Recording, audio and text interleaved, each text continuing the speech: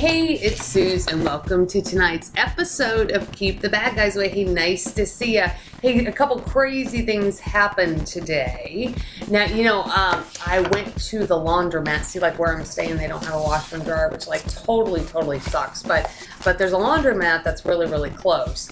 And so I go and I get my 3 washers, and then so they're all open because I'm still organizing them, right? I got my, my Victoria's Secret lingerie in one, and then I got my nursing uniforms in the other, but then I got my white lab coat in another. Okay, there's like nobody in there except for like a guy that's like over in the corner.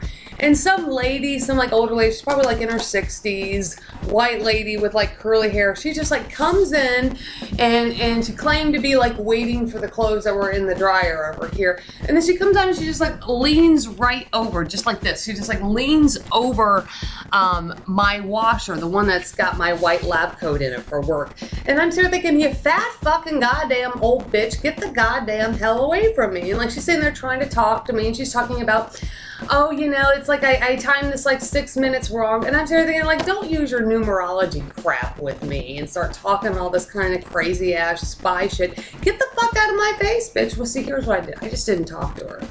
I just went up and I just grabbed my lab coat and I just put it in the other washer with, my blue and green, scrubs that I gotta wear the next, couple days. And I'm just sitting there thinking, quit sending your fucking spies. See, I know this is exactly how they work. Because see what they do, they send all kinds of different people.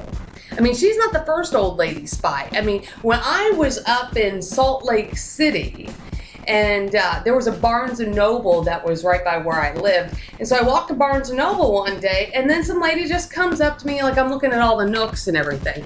And she just comes up to me and she starts talking, and I was showing her my letters, right?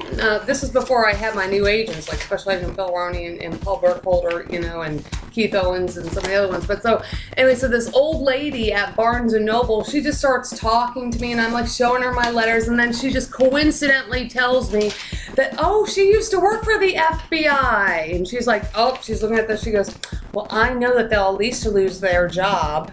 And I'm like, see, I'm thinking, lose their job? They need to go to fucking goddamn prison. Lose their damn job. So anyway, so that was the first old lady that was up in Salt Lake, and so then we got the lady at the laundromat today. And I'm like, dude, just see, everything is like such a coincidence. It's like such a coincidence I ran into, and we have something in common, or they just try to start up a conversation and stuff, and it's like, get the fuck away from me.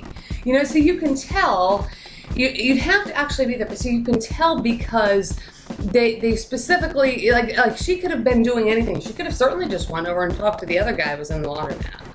But no, see, they come up close to me, and then they would have to find a reason for me to have to communicate with her. I mean, there's all these washers and dryers she could have leaned on. There's benches that she could have sat on.